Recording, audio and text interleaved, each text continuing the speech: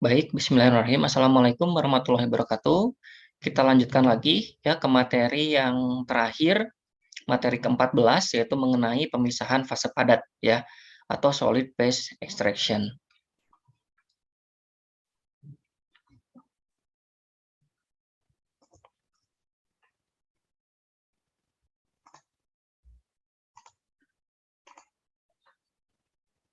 Oke.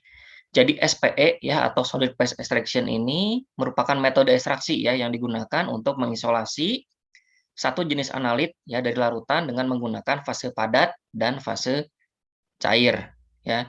Kemudian SPE juga digunakan untuk memisahkan setiap bagian senyawa dari campurannya. Jadi pada prinsipnya sama ya dengan metode-metode yang pernah kita pelajari sebelumnya. Nah, mungkin akan tetapi metode SPE ini lebih sederhana ya, dan fase padat atau fase cair atau fase diam atau fase gerak yang digunakan ini lebih sedikit dibandingkan dengan metode-metode yang lain. Oke. Nah, kemudian SPE juga ini banyak digunakan sebagai salah satu mekanisme preparasi sampel ya, sebelum digunakan pengukuran ya, baik dengan spektrofotometer UV, HPLC atau KCKT dan lain-lain. Nah, kemudian pada preparasi sampel untuk analisis ya, SPE juga bertujuan untuk memurnikan senyawa uji dari senyawa lain yang dapat mengganggu pengukurannya. Jadi sama tujuannya, yang pertama kan sama seperti dengan metode yang lain. Pertama untuk memisahkan senyawa dari campuran ya, dan tujuan yang kedua yaitu tadi ya untuk memurnikan ya senyawa uji dari senyawa lain yang dapat mengganggu selama pengukuran ya. Oke, jadi tujuannya itu ada dua ya, sama seperti metode sebelumnya. Nah, kemudian ini prinsip SPE ini hampir mirip ya sebenarnya dengan ECC atau ekstraksi cair-cair ya atau liquid-liquid extraction. Nah, di mana dasar pemisahannya adalah kemampuan senyawa untuk tertarik ya pada fase diam yang berupa padatan atau sorben ya, dan fase gerak berupa liquid. Ya, jadi sama. Fase diamnya berupa padatan, fase geraknya berupa liquid atau cairan ya. Nah, yang pertama kita akan bahas yaitu sorben SPE ya.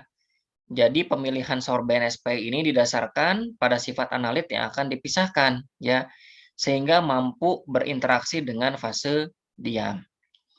Oleh karena itu, nah ini harus dipahami terkait dengan sifat kepolaran serta ionogenik baik dari solut maupun sorben ini harus diperhatikan ya. Jadi diperhatikan lagi apakah senyawanya cenderung polar, apakah senyawanya cenderung semipolar atau bahkan nonpolar, atau senyawanya mengandung ion ya atau bersifat ionogenik tadi ya. Jadi perlu diperhatikan lagi. Karena pada prinsipnya sama ya seperti metode-metode yang kemarin.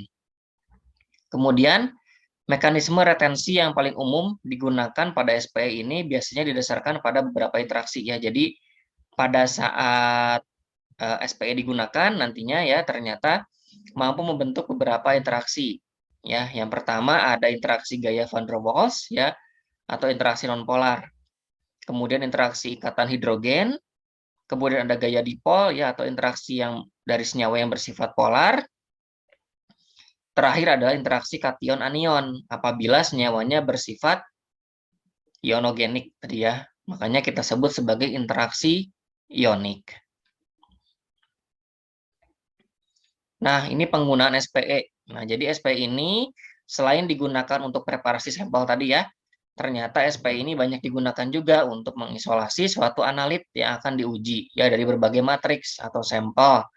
Contohnya seperti dalam darah, ya urin, kemudian air, jaringan tubuh hewan dan lain sebagainya.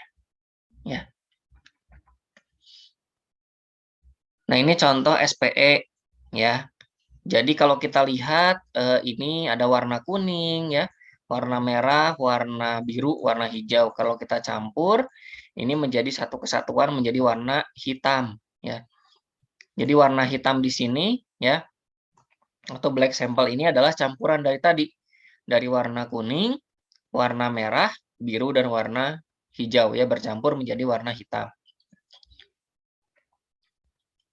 Nah, Dari warna hitam tadi ingin kita pisahkan lagi, kita kembalikan lagi menjadi keempat warna tadi gitu ya. Keempat warna tadi ya. Nah, ini bisa kita gunakan juga teknik SPE ya. Jadi dari yang tadinya warna hitam ya black sample, kita ingin pisahkan menjadi warna kuning saja ya. Warna kuning setelah dipisahkan ingin menjadi warna merah saja, kemudian warna biru saja.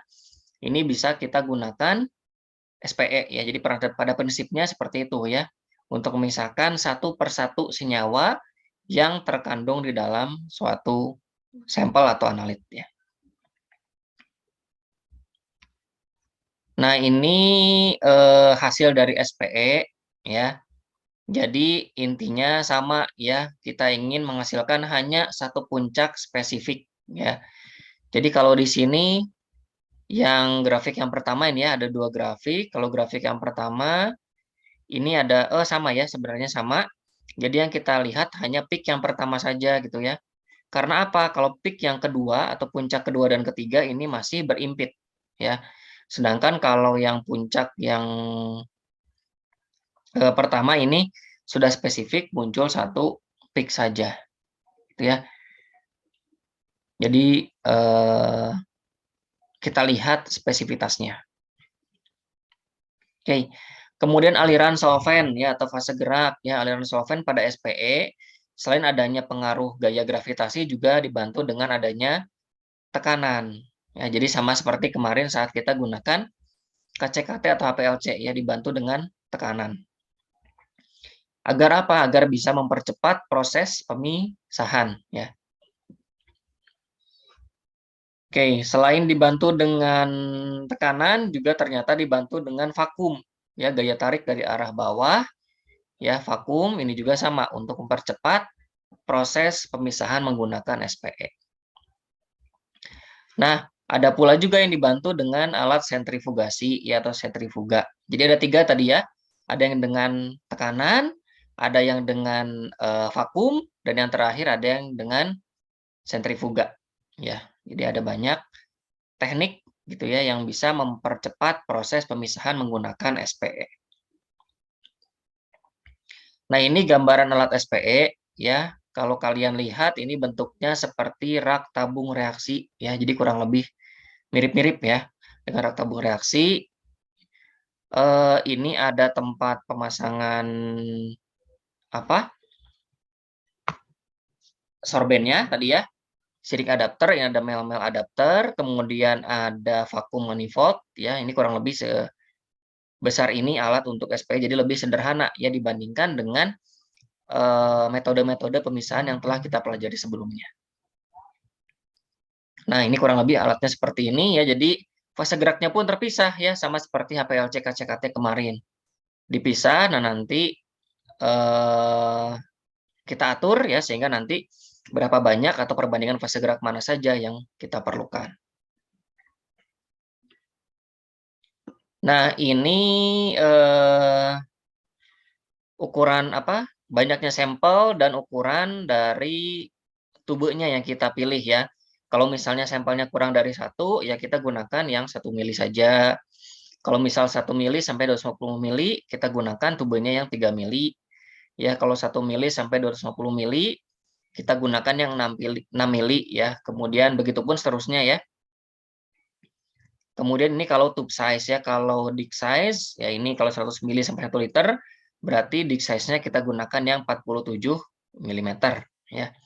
Kemudian kalau yang lebih dari 1 liter atau kapasitas besar, kita gunakan yang 90 mm. Nah, selain itu diperhatikan juga ya, apabila misal ada charge ya atau ada muatan, ya kita gunakan yang bermuatan ya sorbennya. Tipe sorben yang bermuatan ya. Jadi tadi pemilihannya berdasarkan polaritas ya, nonpolar, semipolar atau nonpolar, dan yang kedua ini berdasarkan dari ionogenik ya. Kalau misalnya ada muatannya, ada ionnya, kita gunakan sorben yang juga memiliki muatan.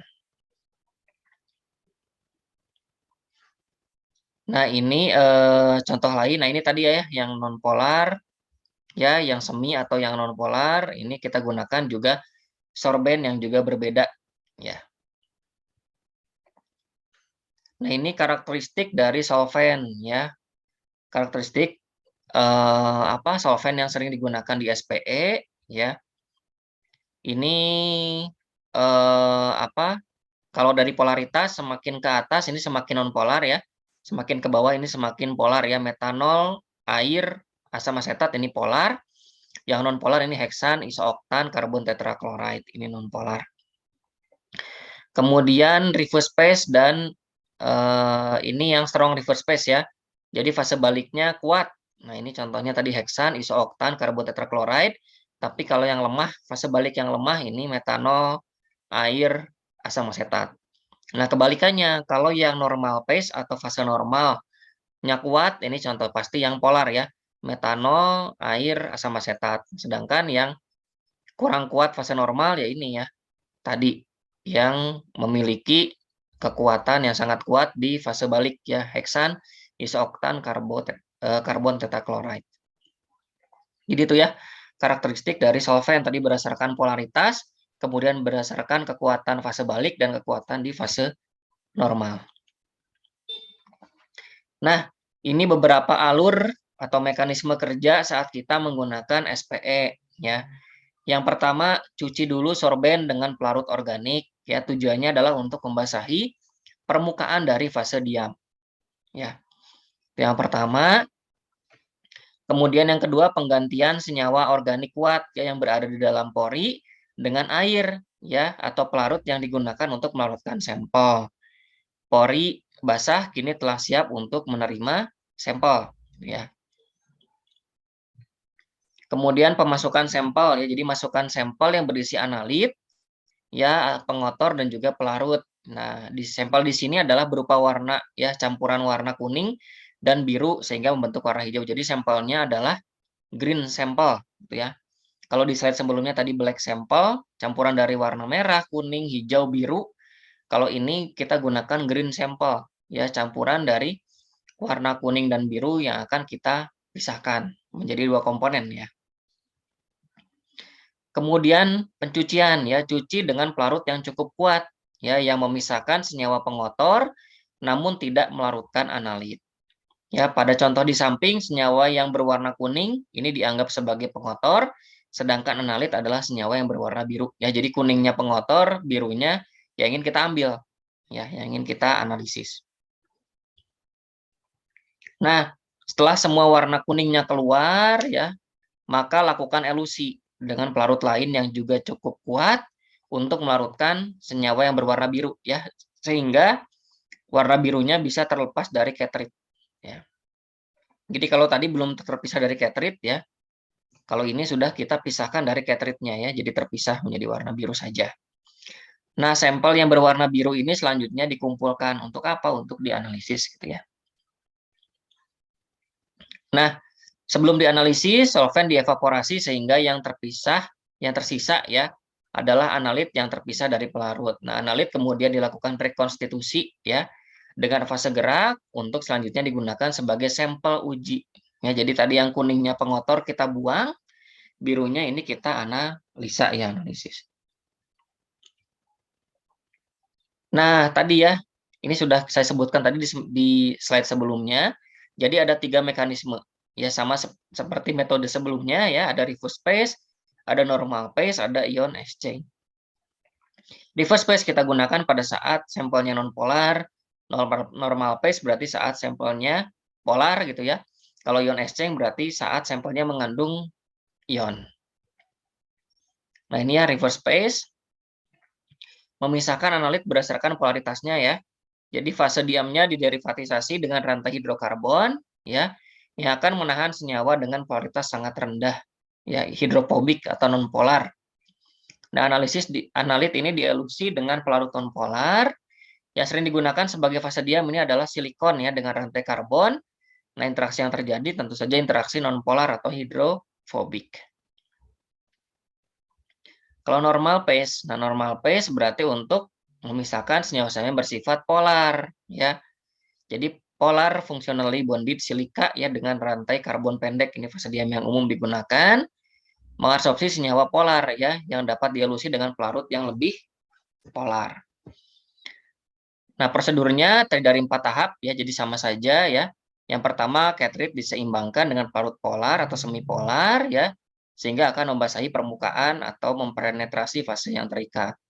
Yang kedua, pencucian ya, cuci dengan air atau buffer yang memiliki komposisi yang sama dengan sampel sehingga membasahi permukaan silika. Yang ketiga, ini masukkan sampel ke dalam cartridge ya, di mana sampel akan melewati fase diam, kemudian analit akan berinteraksi dan tertahan pada sorben ya. Sedangkan pelarut dan pengotor ini keluar. Nah, setelah terpisah ya, tadi pengotornya kita buang, tersisa hanya analit atau sampel. Ini cuci dulu ya. Cuci dulu cartridge dengan buffer atau pelarut untuk menghilangkan pengotor lain yang tersisa. Kemudian yang kelima, elusi analit dengan pelarut nonpolar atau buffer dengan pH yang sesuai. Nah, kemudian ini yang terakhir, ion exchange ya. Kalau ion exchange ini untuk memisahkan analit berdasarkan interaksi elektrostatik ya, atau interaksi ionik antara analit yang diinginkan dengan gugus bermuatan positif pada fase diam. Ya. Nah, fase diam dan sampel ini harus berada pada pH di mana keduanya menjadi bermuatan ya. Elusi analit ini pelarut yang menetralkan muatan baik analit, fase diam, ataupun keduanya. Nah, ada dua ion exchange, ada penukar anion, ada penukar kation. Kalau penukar anion, ini sorben penukar anion diderivatisasi dengan gugus fungsi bermuatan positif ya, yang berinteraksi dan menahan anion yang bermuatan negatif.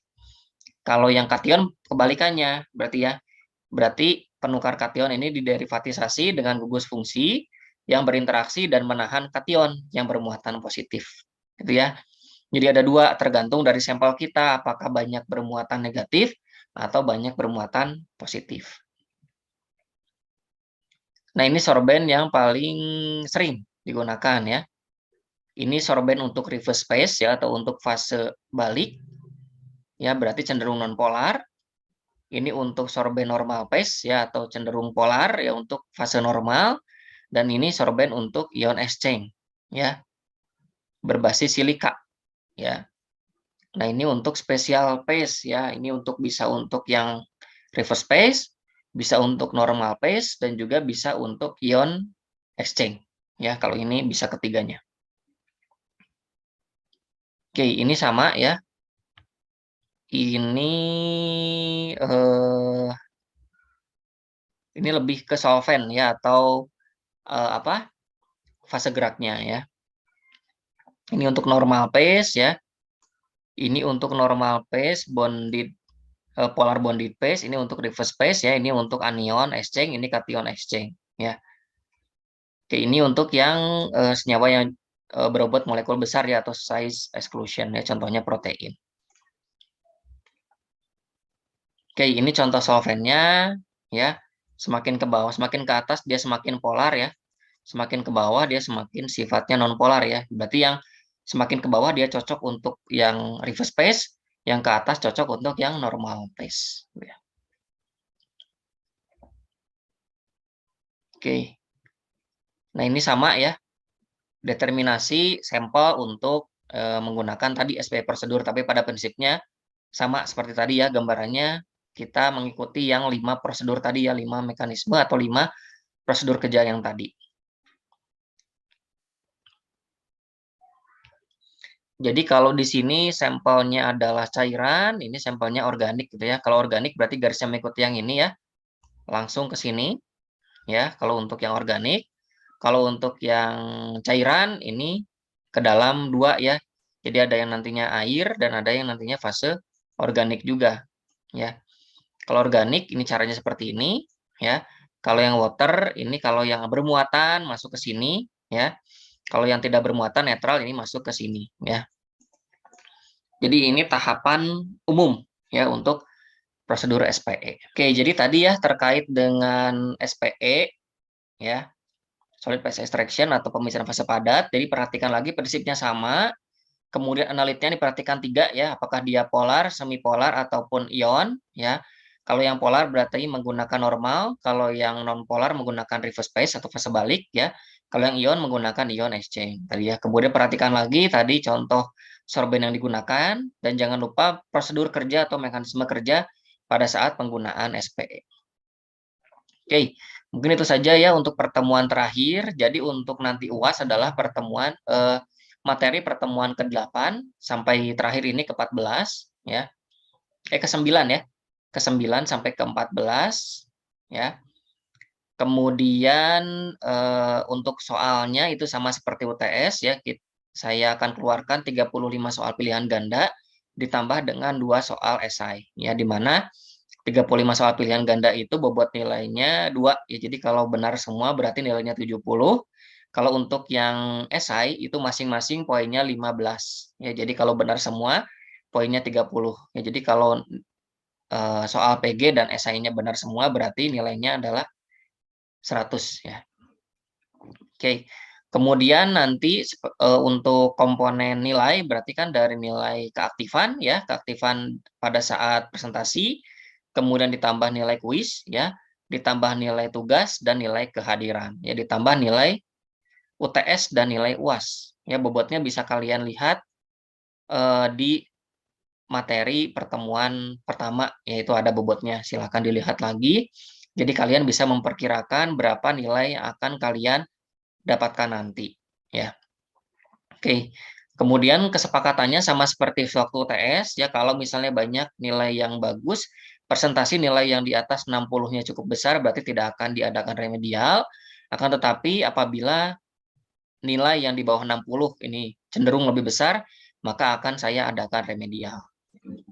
Nah, kemudian sebelum UTS nanti saya akan fasilitasi untuk tutorial ya, silahkan kalian sepakati ya, kelas A, B, C, D maupun E, silahkan sepakati 1 hari untuk tutorial. Nah, nanti baru ketua kelasnya bisa sampaikan ke saya akan laksanakan tutorial menggunakan Zoom meeting ya.